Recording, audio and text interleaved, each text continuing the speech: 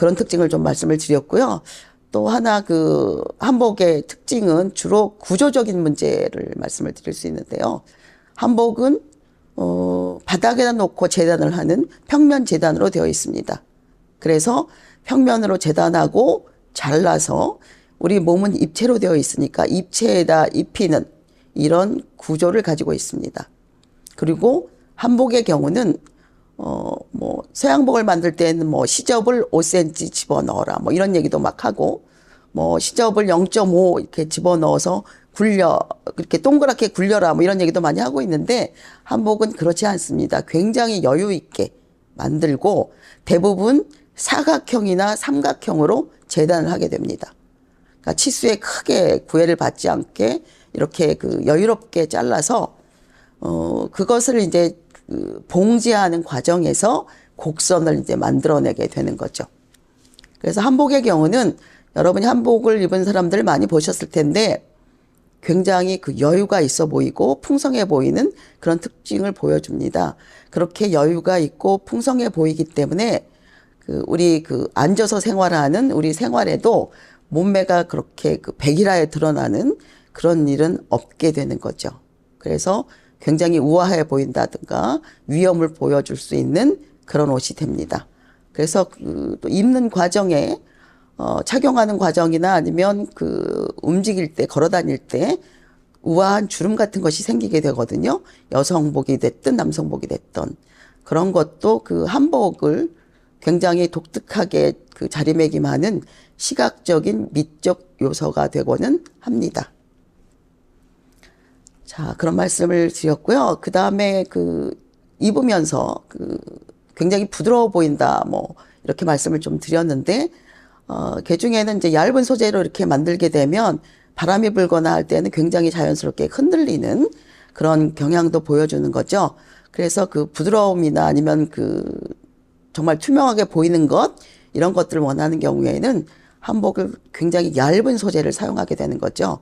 그래서 실크, 우리 보통 이제 명주라고 부르는 거, 우리 견직물이라고도 부르는 건데요. 거기에서 이제 명주나 갑사, 숙고사 같은 굉장히 얇은 소재들 이런 것들을 많이 사용을 해서 우리 유연성, 우리 드레이퍼리라고 하는 건데요. 그런 것들을 보여주는 거죠. 그리고 너무 투박하게 보이지 않도록 그렇게 투명하게 거의 반투명하게 보이도록 얇게 이렇게 만드는 그런 경우도 많이 있었습니다. 족두리나 화관이나 놀이개 같은 것, 부채 같은 데도 뭐 술장식을 달거나 아니면 이렇게 떨릴 수 있게 이렇게 만들어서 옷을 입은 사람들이 쪽두리를 착용하거나 화관을 착용하거나 이제 머리에 쓰는 것들이죠. 놀이개를 착용하거나 이럴 때 이렇게 미세하게 움직일 때마다 떨리는 효과 같은 것을 볼 수 있도록 해주고 있습니다. 이거는 서양에서는 볼 수 없는 굉장히 독특한 미감이라고 얘기할 수 있겠습니다. 자, 그리고 한복에 나오는 선들은 보신 적이 있거나 들으신 적이 있을 텐데 자연 환경과가 굉장히 흡사한 그런 아름다움을 보여주는 거죠. 그래서 급한 곡선 같은 것은 잘 쓰지 않는 부드럽고 완만한 선 같은 것을 쓴다는 것이죠. 그리고 시대에 따라서는 곡선이 조금 더 급한 경우도 있고 곡선이 아주 완만한 경우도 있어서 다양한 곡선의 형태를 보여주는 거죠. 그래서 대부분 한복이 완성이 되면 동정을 빼놓고는 대부분 다 곡선으로 표현되게 됩니다. 그래서 더 우아해 보이는 그런 효과를 보일 수 있습니다. 특징 중에서 이제 한복을 얘기할 때 제일 많이 얘기할 때 한국의 옷 가장 중요한 이야기가 이제 백의민족이다. 그래서 흰 옷을 많이 입는다 이런 이야기를 많이 하고 있는데요. 이거는 이제 꼭 그럴 수도 있고 그렇지 않을 수도 있다 이렇게 말씀을 드릴 수 있겠습니다. 우리 민족이 하얀 옷을 좋아하는 것은 사실입니다. 이거는 이제 우리 민족이 가지고 있는 생각, 조금 이제 크게 말하면 철학하고도 관계가 있는 것이고요. 그 다음에 철학에서 우러나와서 그걸 이제 생활로 이렇게 끌어들였을 때 백색을 선호하게 자연스럽게 유도가 되는 것이고요. 그 백색을 선호하는 그런 경향 때문에 사실은 한복 색깔들이 그렇게 그 입고 다니는 걸 보면 그렇게 진한 색깔을 별로 입지 않는 것을 보실 수 있죠. 이거는 그 굉장히 정신적인 그 면으로 접근해야 되는 이야기입니다. 백의 민족 같은 거요. 그리고 백색이라고 하는 것도 사실 우리가 알고 있는 그렇게 아주 눈처럼 흰 거, 이것도 입었지만 사실은 염색하지 않은 약간 누르끼리한 색깔이라고 해야 되나요? 옷감 본래 색깔 같은 것도 굉장히 즐겼습니다. 그러니까 백의민족이라고 할 때 그 백의도 한 가지는 아니었다, 이렇게 알아두시면 좋겠고요. 흰옷만을 좋아했던 건 아닙니다. 우리 그 한국 사람들이 좋아했던 그 옷 중에는 특히 그 어떤 의례용이나 아니면 중요한 그 행사, 개인적으로 그런 경우에는 굉장히 선명한 대비를 이루는 색깔들도 많이 사용했습니다. 그러니까 뭐 예를 들면 뭐 염색 기술이 발달하지 못했기 때문에 백의를 입었다든가 뭐 이런 이야기는 사실 말이 되지 않는 이야기고요. 색깔 옷도 굉장히 많이 입었다는 거죠. 그래서 이 색깔 옷을 입을 때 우리가 제일 염두에 두는 것이 이제 오방색이라고 하는 겁니다. 많이 들어보셨을 수도 있는 그런 색깔인데요. 오방이라고 하는 거는 방자가 이제 그 쪽이라는 소리죠. 그래서 그 오방은 동서남북, 동쪽, 남쪽, 서쪽, 북쪽, 그리고 또 하나는 어디냐면 중앙입니다. 가운데. 이렇게 해서 오방이라고 부르는 거죠.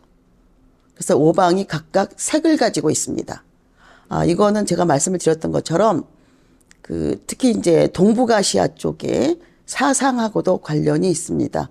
그래서 이 오방색의 경우는 음양 오행설하고 직접 관계가 있는 그런 그 색입니다. 굉장히 많은 이야기를 아마 듣게 되실 건데, 이 오방색의 경우는 우리 민족이 우리 그 한국 사람들이 특히 우리 그 생애 주기의 옷이라고 얘기들을 하는데, 이제 일상적으로는 이제 통가 의례 복식이라고 얘기를 많이 하는 거죠. 그런 경우에 굉장히 많이 쓰는 그런 색깔이라고 볼 수 있겠죠. 그 강렬한 대비 색깔입니다. 그래서 흰색을 사용하는 거 이런 것하고는 전혀 다른 그런 느낌의 색감의 의복을 입기도 한다는 거죠. 그래서 예를 좀 들어본다면 신부가 입는 녹의 홍상이라고 되어 있는데, 이 녹의 홍상 같은 이 그 내음절로 되어 있는 단어에서 의자는 대부분 저고리입니다.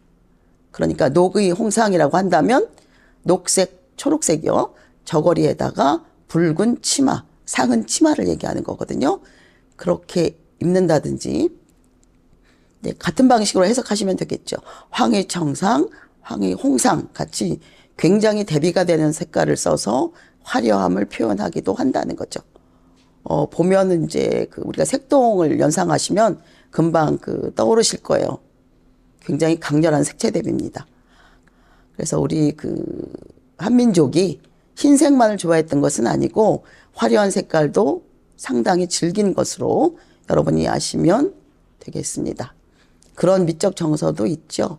화려한 것을 즐기려고 하는 거. 이런 것들은 대부분 이제 그 상징적으로나 아니면 철학적으로 접근하는 것이 좋겠습니다. 오방색에 관해서는요. 자, 일상복에서 가장 이제 그 대비가 되는 색깔이 흰색의 도포를 입고 검정색의 머리쓰개를 쓰는 겁니다. 이런 게 이제 백색 도포하고 흑색 갓 이렇게 쓰는 거, 이런 건데요. 이런 경우는 이제 어떤 느낌을 주냐면 굉장히 단정한 느낌을 주는 거죠. 흰색 옷에다가 검정색의 모자를 쓴다 생각해 보시면 굉장히 느낌이 그 단정한 느낌을 주거든요. 그래서 그 단아한 분위기를 조성한다, 이렇게 그 이야기할 수 있는데, 이럴 때는 우리가 보통 이제 인격미를 느낀다, 뭐 이렇게 얘기할 수도 있는 것이죠. 자, 그다음에 그 한복의 경우는 되게 이부식 구성으로 되었다는 말씀을 이미 드렸습니다. 그래서 바지 저고리, 치마 저고리 뭐 이렇게 말씀을 드렸고요. 그 외에다가는 되게 그 지금은 두루마기라고 부르는 포를 입는다, 이렇게 말씀을 드렸는데, 포를 입는 것은 이제 예의를 그 갖출 때 반드시 입어야 되는 것이 이제 포입니다. 자, 그리고 이제 저고리 구성 이야기를 드릴 텐데, 저고리 구성은 이제 그 이미지를 보시면서 나중에 또 자세하게 보시게 되겠지만, 그 특히 이제 그 목 부분에 그 동정이 있고, 그 흰 동정을 끝에 달게 되어 있거든요. 깃에다가. 그 흰 동정 때문에 굉장히 단정한 느낌을 받게 됩니다. 그러니까 이렇게 화려한 색깔을 쓰더라도 이렇게 흰색 그 동정 같은 것을 사용해서 단정함을 잃지 않는 그런 그 한복의 아름다움을 느낄 수 있습니다. 자, 거기에 이제 옷걸음 이야기가 나왔어요. 그래서 옷걸음은 그 옷을 여미는 데 쓰이는 것이죠. 그래서 우리나라의 경우는 그 처음부터 옷걸음을 사용했던 것은 아니고, 처음에는 이제 그 허리띠로 옷을 이제 고정을 했습니다. 그랬다가 이제 옷걸음이 생기게 되는 것이죠. 그리고 그 옷에는, 특히 이제 두루마기 종류는 여러 가지가 있는데, 거기 그 우리가 주지훈이 나오는 그 킹덤 2에서 봤던 긴 옷, 이런 것들은 주로 이제 도포라고 부르는 거고요. 뭐 창의, 학창의, 심의, 뭐 지금은 이제 두루마기라고 이렇게 그 통칭해서 부르지만 이런 그 겉옷 같은 것들이 있는 거죠. 그래서 이거는 입어주면 안에 무엇을 입었든 간에 굉장히 이제 한 번에 단정함을 느낄 수 있도록 만들어 줍니다. 자, 그래서 이렇게 그 포를 입고 나면, 두루마기를 입고 나면 거기에다가 우리가 이제 좀 구별한다 말씀을 드렸는데요.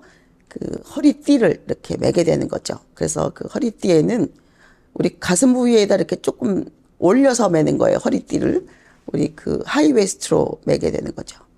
그래서 그 띠에는 세조대라고 하는 띠하고 강다회라고 하는 띠가 있는데요. 세조대는 좀 가는 거, 그런 끈이고요. 광다에는 좀 넓은 띠, 이렇게 보시면 되겠습니다. 자, 그 다음에 그 특히 그 조선에 와서, 조선시대에 와서는 특히 여성들이 그 정숙성이 굉장히 강조됐던 그런 시대이기 때문에 여성들이 외출할 때는 머리에다가 그 쓰개 치마를 쓰거나 장옷을 둘러서 외부로부터의 시선을 차단하도록 이렇게 되어 있습니다.